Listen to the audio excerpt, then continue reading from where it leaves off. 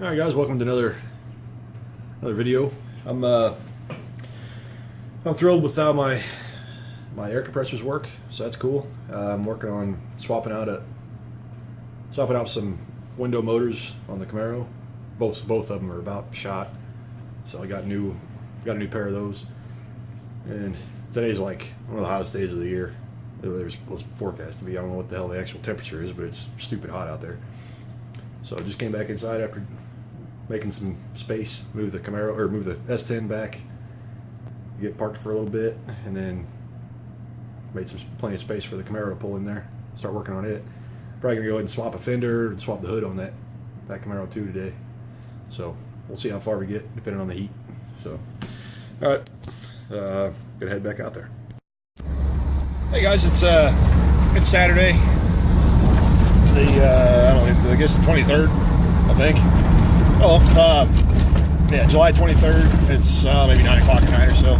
Let's double check. 8:30 right now. 8:30. Went ahead and did a little work on the Camaro. Changed the hood out. I don't know if you can see that or not. And I don't know, something like that. Changed the window motors. Yeah, that was good. Hey, how about that? They fucking work. Check behind me.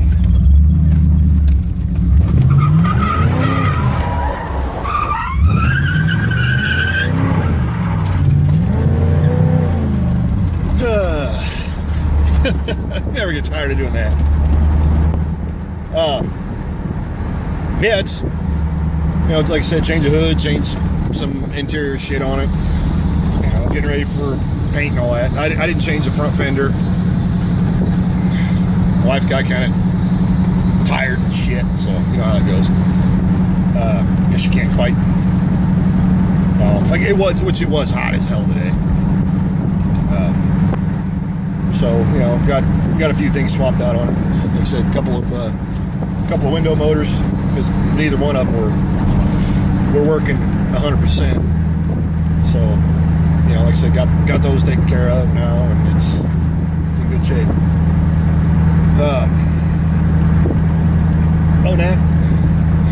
Like I said, I got this IROC hood on here. I still need to get some louvers for it, but I think I can find some of those on the internet and buy some, and I think they're about $100 a pair. I'm not sure if it's a piece or a pair, but it's pretty stupid what those damn things cost. I wouldn't mind trying to build something of my own, but I think it'd be pretty cool building your own. But we'll actually functional hood louvers. That'd be cool, because everybody knows those are just fakies. So anyway, just getting ready to hop in the pool because it's been an awful warm day. So with that, just want to remind you, keep on wrenching on something. It doesn't matter what it is, just wrench on something. All right, later, man.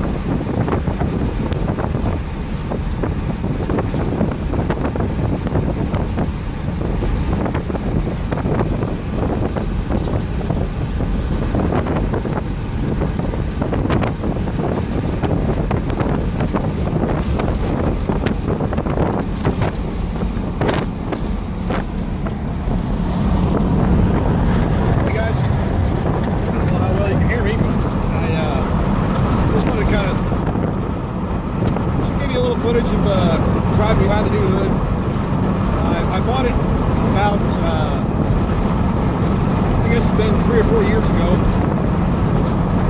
It was shortly after I bought this actual Camaro. I think I bought this Camaro in April of 2012, I believe it was. So it was a 20-year-old car at the time. I'm pretty sure it was April of 2012. Yeah, like I said, it had 126,000 miles on it. I put it's like about 16,000 miles on it the last 4 or 5 years. It's about the last 4 years, 4.5, 4.25, whatever you want to call it. When I first got it, it did need a little bit of work. The T-tops leaked pretty bad. It had been sitting outside. So the T-tops, like I said, T-tops leaked. So the headliner was absolutely fucked. Screwed, you know, it was in bad shape. So I would have just took the headliner out. You know, painted it flat black. Hell with it. Put the new seal in. Should be good to go. So other things I did to it, I went ahead and changed the front brakes. Put new shocks on the rear. Put new struts on it up front, which this has, it's not a McPherson strut style. It's got struts, but the coil spring is completely separate from it. So you don't have to compress the spring. You don't have to change the spring. You don't have to do anything with the spring at all to change the struts out. It's dead simple design. Let's see here. Performance-wise, I put a differential girdle on it on the rear end. It's like an inch thick aluminum with some gussets on it and stuff. It gives about an extra half a quart capacity on the rear end, which is it's a 7.5 inch rear end with 342 gears in it. Like I said, I didn't do anything to it, you know, other than just put that girdle on there. It has bearing cap preload bolts on it, so you can actually put a cap, or you put preload on the bearing caps. Normally there's just, it's shaped like this. It's C-shaped. There's a cap here, or there's a bolt here and a bolt here. This has a bolt at the center of the C. So when you, like, say you dump the clutch, or on this car, when you try to brake torque it, and you know, or neutral drop it or something stupid like that, the bearing caps won't flex and won't let the differential, or third member, flex away from the pinion gear. So, you know, that's, you know, it's just an extra little bit of stability. So that's kind of nice. Extra little insurance for a little 7.5 inch 10 bolt. This is actually the same rear end that my S10 has. Same stock gears that my S10 has, or had. Said same carrier and all that good stuff, but my S10 has 410 gears now and a locker and stuff in it. Like I said, soon to be 456 gears. And, you know, just put a new dash pad on it. Not a new dash pad, but a dash pad out of an 89. Door panels. This I replaced this. I went ahead and changed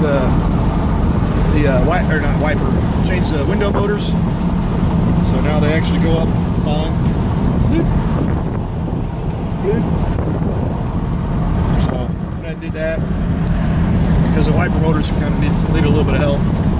Last person who had this car, I don't know if it was the last person or a person previous to that, but somebody previously had, really butchered the window motors up pretty good. So they would work, but, or the passenger side one would work, but it was pretty intermittent. And 3 of the 4 screws that actually held the bracket in place, the regulator and everything, there were 3 of the 4 screws had come out. So yeah, it could just flex and flop, and it wasn't good. So it would go, a lot of times the window would go up, but it wouldn't go all the way up. So a lot of times I just left it where it was. And the driver's side, basically, you can get it to work if you pushed on the door and pushed on actually on this, the controls are down here in the center console. So you push on that, and with your other hand, you lift up on the window or push down on the window, whichever. So that was kind of a pain in the butt. But now everything works like it should. And the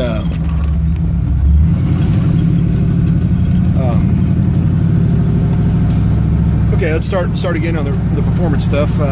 Rear end, put a differential girdle on it. I went ahead and changed change the gear oil while I was at it, because you got to pull the differential cover off. Went ahead and put synthetic gear oil in it, and 75 W90, nothing too fancy, just gear oil, synthetic shit.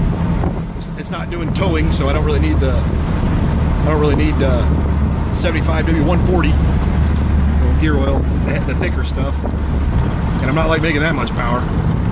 So I figure nice thin gear oil, but it's synthetic, so it'll protect good. Transmission, I went ahead and changed the transmission fluid and filter because I didn't know when it had been done last. Like I said, it was 120 some thousand miles on it when I got it, so I wasn't sure if it had been done before. But actually, the gear or the transmission fluid was actually really clean, which was a pleasant surprise. So I went ahead and changed it anyway. I put Mobile 1 full synthetic in it and changed the filter.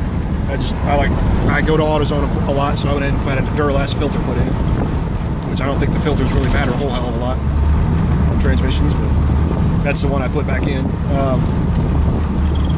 From the motor, starting at the top, I've got an Edelbrock air cleaner on it, a K&N 3-inch air filter, 14 by 3-inch air filter, and to get that to fit, I had to put a couple of air cleaner spacers underneath, and I had to cut them at an angle so it leaned forward and went with the hood line. And there's a high school. I did some tar sealing there a couple weeks ago, so since then they've sealed it and striped it, so that's cool. Let's see here. From there on down, it's just the throttle body 305, TBI injected 305. I think it made 170 horsepower from the factory. It's absolutely nothing spectacular. That's for damn sure. Like I said, we got the K&N air filter element and 360-degree air filter or air cleaner. Went ahead and put, I think it was Procomp brand roller rocker arms, 1.5 ratio. I didn't really want to put. I don't think I really needed more lift, although the lift is atrocious in this cam. I think it's a roller cam. They came out with the roller cam engines in '86. It might have been in cars in '86 and trucks in '87, I guess. I don't know. But any block made after '86 had provisions for a roller camshaft from the factory. So a roller cam, but they didn't really realize the full performance potential of a roller camshaft rather than a flat tappet camshaft. They didn't realize that you could ramp up the lift rates and really open the valves hard, then set them down gently. They didn't realize that back then. So the cam profiles were tiny. They were tiny. I think at 50 thousandths valve lift, I'm at I think it's like 190 something on the intake and 170 on the exhaust. It's atrociously small. It's ridiculous. So I have the stock camshaft, 1.5 ratio, roller rocker arms. I originally bought those rocker arms for a different motor I had in my 350. I had a 350 board 60 over, so it was actually 360 cubic inches, and it had a big comp cams in it. Advertised duration, the 6,000th lift was total duration at 6,000th lift was I think it was 488, and that was a little bit much for those my Vortec heads, which only like 475 or so. So that's with 1.5 ratio, yeah, and 480 lift, and it was a little much, like I said. So I only got 1.5 ratio roller rocker arms. And then I never ended up running that motor after I got it, so I went ahead and I decided to go with an LS swap instead.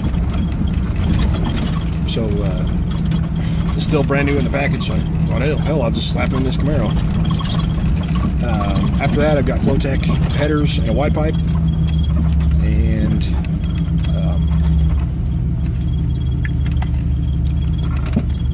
no cat,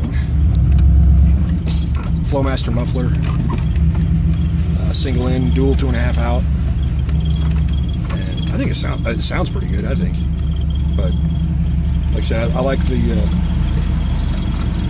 Now I've got new 255. Oops. 255/50, 16 tires on it, and they're pretty sporty. I like them.